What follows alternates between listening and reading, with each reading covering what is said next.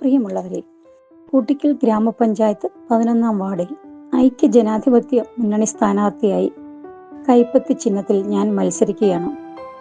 നമ്മുടെ വാർഡിന്റെ സമഗ്ര മുന്നേറ്റത്തിന് നിങ്ങളുടെ ഏവരുടെയും പിന്തുണയും സ്നേഹവും ഉണ്ടാകുമെന്ന വിശ്വാസത്തോടെ സ്നേഹപൂർവ്വം ഷീബ ആബിദൈൻ.